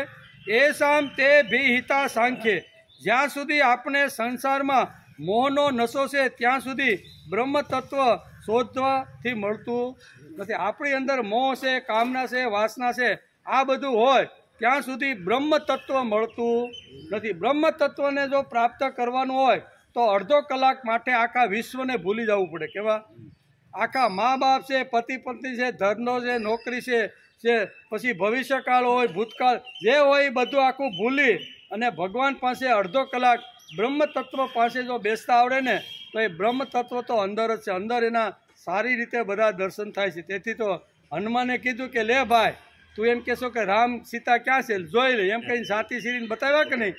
એમાં ક્યાંય જવું પડ્યું? ભગવાન ક્યાં છે તો કે મારા હૃદયમાં જ બેઠા છે. તો કે બતાવી લે, તો બતાવે એમ કરીને હનુમાનજી સાતી સીરી અને અંદર રામ અને સીતાના દર્શન થયા કે નહીં? એટલે કહેવાનો અર્થ કે માણસને આજે અહમ છે, ઈચ્છા છે, આવી રીતનો મોહ છે, કામના છે, વાસના છે, એનો એટલો બધો નશો સેડો છે કે અંદર રહેલું જે ચૈતન્ય તત્વ છે ને એના દર્શન એને થતા નથી. એમ કે એક સુંદર મજાનો એક આપણે સમજી લઈએ તો આપને આ શ્લોક હારામાં હારી રીતે સમજાય. એક સરસ મજાનું ગામની અંદર ગામ મોટું થોડુંક એટલે વસ્તી પણ સારી અને બધાના સરસ મજાના મોટા મોટા સારા બંગલા જેવા બધાના ઘર. એક ભાઈ ને સરસ મજાનું ઘર, મોટું ઘર, રંગ રોગાન પણ સારો અને ખૂબ સારી સગવડતાવાળું, પણ એકલો રહે. બીજા બધા આડાઅવળા બધા આજુબાજુમાં બધા નોકરી ધંધો અથવા કંઈ કરતા હતા. એટલે ભાઈ ગામની અંદર એકલો ઘર હાંસવે, ઓલા બધા દિવાળી ઉપર આવે ત્યારે બધા રહે ને મજા. એમ આ જે બાપા હતા ને એ ઘર હાંચવે અને બાપાને પાછી ટેવ બહુ ખરાબ પીવાની. કેવી? દારૂ પીવે ત્યારે એને ઊંઘ આવે. એટલે હવારમાં અહીંયા કોણ જાણે શું થયું ને કે હવારમાં 3-4 વાગે વહેલો ઉઠીને દારૂ પી લીધો બરોબર. એક ઘૂંટ મારવાને બદલે આખી પેક પી ગયો. એટલે એ તો બાવણા પાસે આવીને માંડ્યો 4 વાગે અવાજ કરવા કે મને કોઈ મારું ઘર બતાવો, હું ભૂલો પડ્યો છું, મને કોઈ એવો વિરલો છે મને મારા ઘેરે મૂકી જાય એવો. હવે પોતાના જ બારણામાં ઊભો છે. ક્યાં? એટલી બધી જોરથી અવાજ રાખે, આડોશી પાડોશી બધા જાગી ગયા કે આને શું થયું. બધા સમજે છે કે આને વધારે પીવાઈ ગયો લાગે છે. એમ કરી અને ત્યાં કોઈ ગયું નહીં. બહુ બરાડા પડે છે. એ મને મારું કોઈ ઘર બતાવો, હું ભૂલો પડ્યો છું, મને મારી ઘેરે કોઈ લઈ જાઓ. આવા જોરથી બરાડા પાડવા લાગ્યો. ત્યાંથી 5 વાગે મળસ્કે ખેડૂત, સજ્જન ખેડૂત, સારા ખેડૂત હતા, એ પોતાની વાડીએ ગાડું જોડીને જતા હતા. ગાડું જોડીને જતા હતા બંગલાની સામે એને ઉમરા ઉપર એક આમ જોયો અને અવાજ મારતો જોયો કે કોઈ મને મારા ઘરે પહોંચાડી. આ ભાઈ સજ્જન હતા, સારા હતા, એને જોયું કે આને વધારે પીવાઈ ગયો છે. પોતાના જ ઘરમાં ઊભો છે અને એ એમ કહે છે કે મને કોઈ મારી ઘરે પહોંચાડી. એ કે વધારે પીધો છે, કાંઈ વાંધો નહીં, હાલ નહીં.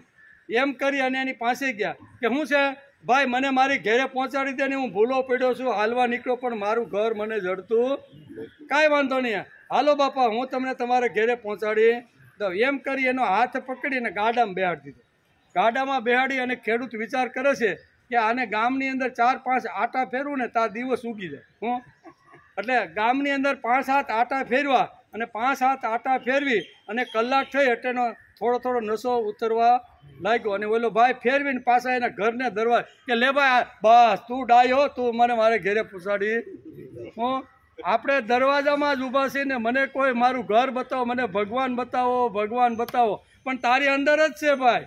તું ખોટી બૂમ પાડીને, એટલે કે માણસને જો મોહ હોય, કામના હોય, વાસના હોય ને તો અંતર્યામી અંદર રહેલો એને દેખાતો નથી. એમ કહે છે કે સજ્જન માણસ સવારે વહેલા પોતાનું ગાડું લઈને ખેતરે જતો હતો.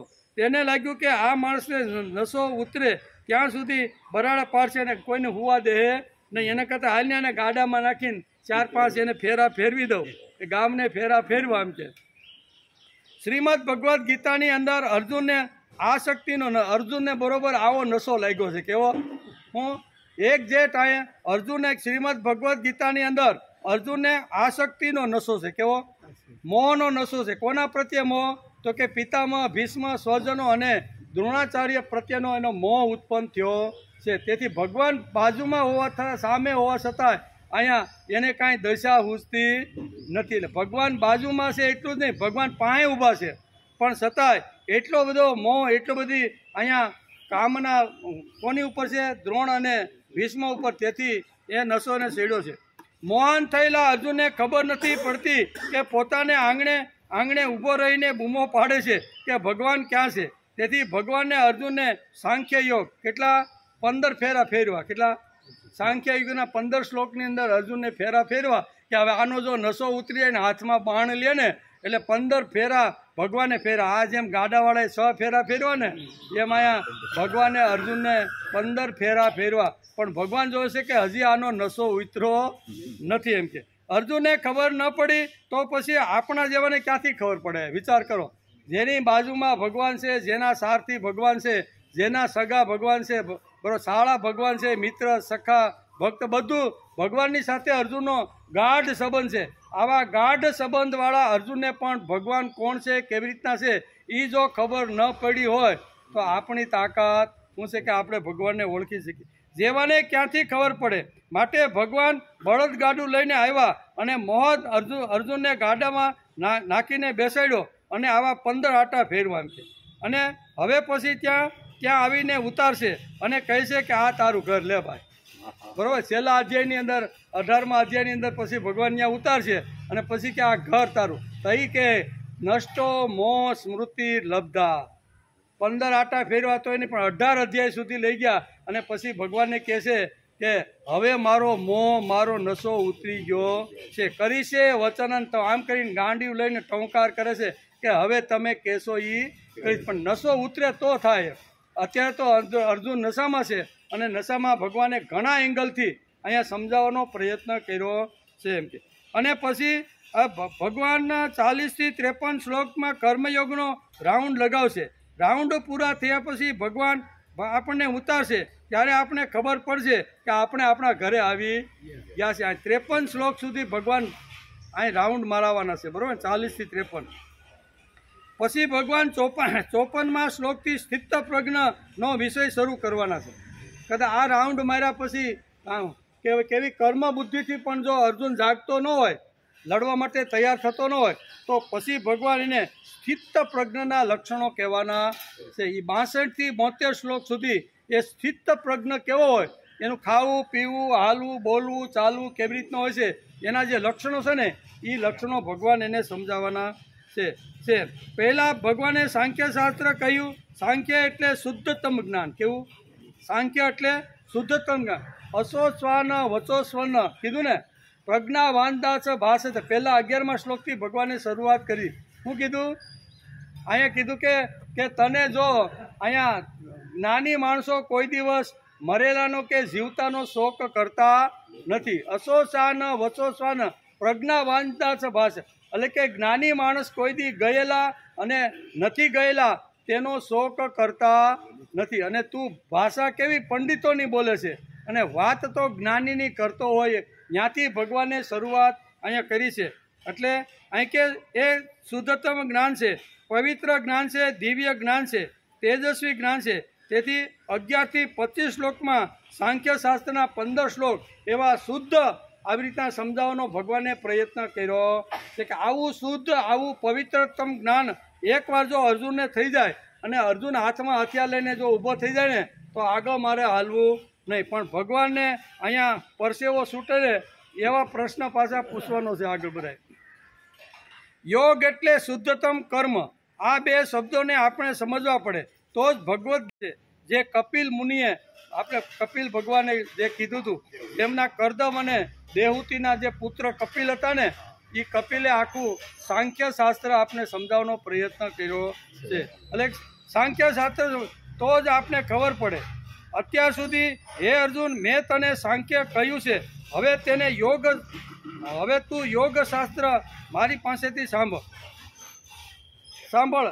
તારી બુદ્ધિ સાંખ્ય તરફ વળે તે મેં તને પહેલાં વાત કરી. હવે યોગને કર્મયોગને સંભાળ એમ ભગવાન આ શ્લોકમાં સમજાવે છે. સાંખ્ય એટલે જ્ઞાન, ખ્યાતિ એટલે સમજદારી, કીર્તિ યશ આ બધું એની અંદર આવે છે. સાંખ્યશાસ્ત્ર ભણવું જોઈએ. સાંખ્યશાસ્ત્રમાં આ બધી વાતો ભગવાને અર્જુનને સમજાવી. આજે લોકો સાંખ્યના પસવાડે પડ્યા છે. કેટલાક માણસો સાંભળવા આવે, કોને સાંભળ્યું તે કોને ખબર.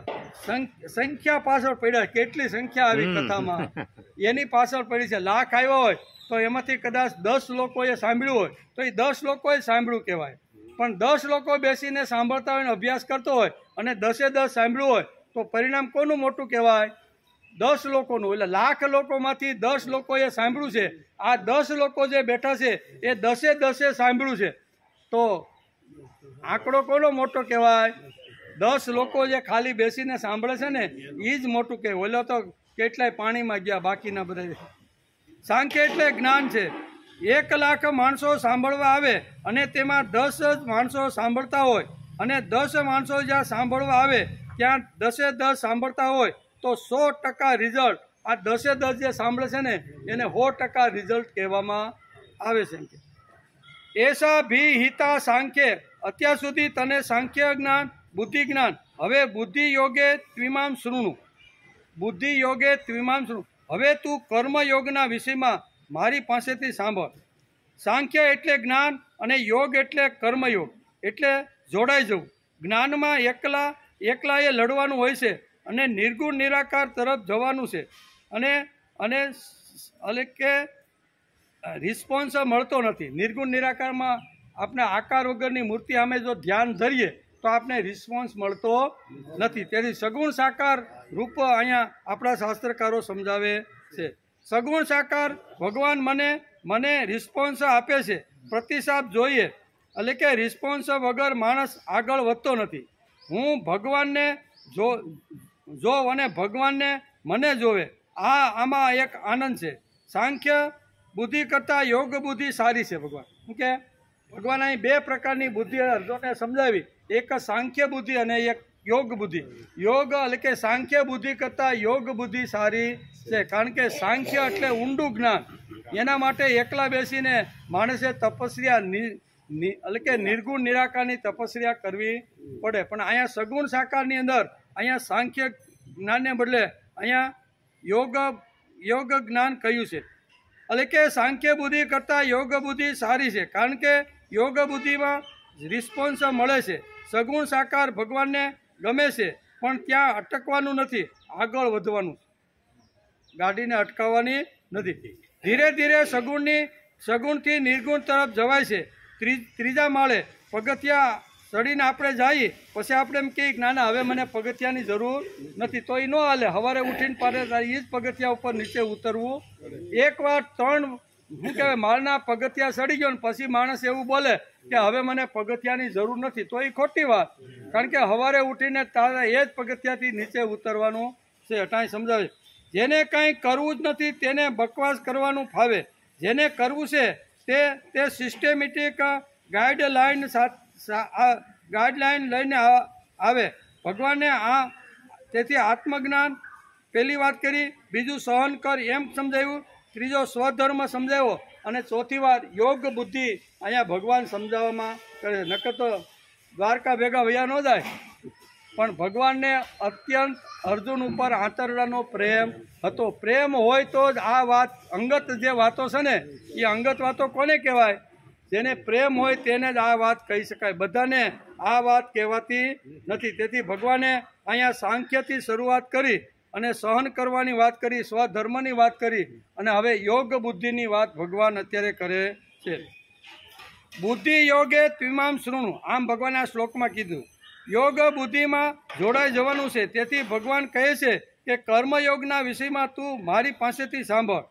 ભાવ અને પ્રેમથી હું મારા બાપાનો છું એમ દીકરો કહે તો બાપને બહુ ગૌરવ અને અનુભવની લાગણી. હું મારા બાપાનો દીકરો છું, બાપાએ આટલી મહેનત કરી ત્યારે હું અહીં પહોંચી શક્યો છું. એ બે શબ્દ જો દીકરો બોલે તો બાપને પોતાનું ગૌરવને કોલર ટાઈટ કરીને જીવવાનો આનંદ મળે છે. એટલે ભાવ અને પ્રેમથી હું મારા બાપાનો છું એમાં દીકરો ગૌરવ અનુભવે છે.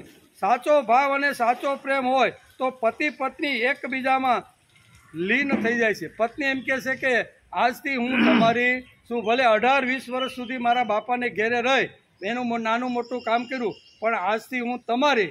આ સમર્પણનો ભાવ છે. તેથી યોગ બુદ્ધિમાં જોડાઈ જવાની વાત છે. સાચા ગુરુ શિષ્ય હોય તો સમર્પણનો આનંદ કંઈક જુદો જ હોય છે. યોગ બુદ્ધિમાં હું ભગવાનનો છું, યોગ બુદ્ધિમાં હું ભગવાનનો છું, આ ગૌરવ માણસને લાગવું. યોગ બુદ્ધિની અંદર હું ભગવાનનો છું આ ગૌરવ માણસને લાગુ છે. નાનો ખૂબ છતાં હું તારો, તવ શક્તિ અભિમાન, તવ ભક્તિ અભિમાન. બરાબર, એ વાત પણ કહે છે. ગીતામાં કોઈ અસ્તવ્યસ્ત વાત ભગવાને કહી જ નથી. ક્રમશઃ ભગવાન એક પછી એક વાત ન સમજાય તો બીજી વાત, બીજી ન સમજાય તો ત્રીજી વાત. આમ કરી અને પ્રેમ વગર આ વાત શક્ય નથી. ને કે ભાઈ તું તારે ઘેરે ને હું મારે ઘેરે, લડવું હોય તો ભલે, ન લડવું હોય તો ભલે, મારે તો 8 પટરાણીઓ છે, એ મોજ કરીને ત્યાં જલસા.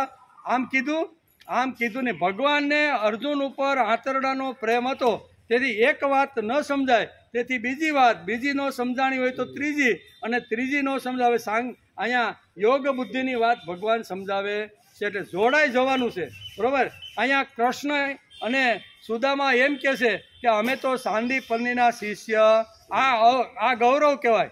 આટલી મોટી શક્તિ શું કહે છે કે અમે તો બંને સાંદીપનીના શિષ્ય છે, સાંદીપની અમારા ગુરુ છે, વિશ્વામિત્ર મારા ગુરુ છે, એમ રામ લક્ષ્મણને કહેતા કોઈ દી શરમ આવી શરમ કહી દી? એને ગૌરવ લાગ્યું કે અમારા ગુરુ રામ અને લક્ષ્મણને લાગ્યું કે અમારા ગુરુ તો વિશ્વામિત્ર છે. એવી રીતે શંકરાચાર્ય હોય તો શંકરાચાર્યને લાગે કે હું મારા ગુરુનો શિષ્ય છું. આવી રીતનું કહેવામાં માણસને શરમ રાખવી જોઈએ નહીં. તેથી જોડાઈ જવાનું, આ જોડાઈ જવાની વાતો છે. રામ અને કૃષ્ણ શું કહેવાય, રામ અને લક્ષ્મણ એ અહીંયા વિશ્વામિત્ર સાથે જોડાઈ ગયા, સાંદીપનીની સાથે અહીંયા કૃષ્ણ અને સુદામા જોડાઈ ગયા. આ એક આનંદની ઘટના છે. તેથી જોડાઈ જવું એને કહેવાય શું કહેવાય, બુદ્ધિ યોગ. આ બુદ્ધિ યોગથી જોડાવાની વાત ભગવાને આ શ્લોકમાં સરસ મજાની સમજાવવાનો પ્રયત્ન કર્યો છે. આપણે પણ હું કોઈનો છું ને એ કહેવામાં માણસને આનંદ હોવો જોઈએ. હું ફલાણા ગુરુનો છું. આમ યાજ્ઞવલ્ક ને આમ જનક રાજાને એમ થતું કે હું યાજ્ઞવલ્કનો શિષ્ય છું. જનક રાજાને કોઈ દી શરમ લાગી નહીં કે હું કોનો ગુરુ, હું કોનો શિષ્ય છું. જનક રાજા કહેતા કે યાજ્ઞવલ્કનો હું શિષ્ય છું. આવું ગૌરવ અનુભવતા હતા. તેથી જોડાઈ જવું ને કોઈની સાથે એ મોટામાં મોટી વાત છે. તેથી આ શ્લોકની અંદર ભગવાન અહીંયા અર્જુનને કહે છે કે ભાઈ તું સાંખ્ય તને અઘરું પડ્યું હોય, બરાબર, બહુ એકદમ આવી રીતનું ઊંડું લાગ્યું હોય તો હું તને સહન કરવાની વાત કરું. સહન કરતાં પણ તને અઘરું લાગ્યું હોય તો તારા સ્વધર્મની વાત કરું છું, સ્વકર્તવ્યની વાત કરું છું. અને કદાચ તારે સ્વકર્તવ્ય તારે જો ન બજાવવાનું હોય ને તો હું તને યોગ બુદ્ધિની વાત કહું છું.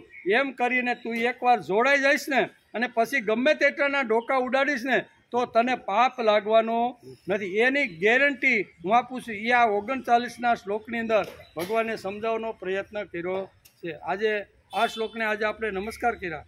આવતીકાલે બરાબર ને આપણે હવે ચોમાસું કે મારે આવવાનું છે એટલે એ એની તૈયારી કરે, આપણે આપણી તૈયારી. આપણે જો અહીંયા ન હોય તો તપાસ કરવાની હર બોલેમાં, બરાબર. વરસાદ જેવું વાતાવરણ એવું કાંઈ હોય ને તો અહીંયા આપણે કાલથી મંજૂરી મળી ગઈ છે. આ તો માવઠું જ છે હજી, પણ હવે એ માવઠામાંથી હવે ચોમાસું બેસી જાય કોણ ના પડે હે, કારણ કે ચોમાસાના 15-17 દિવસ રહ્યા છે હે, 15 જૂને તો બેસી જાય છે.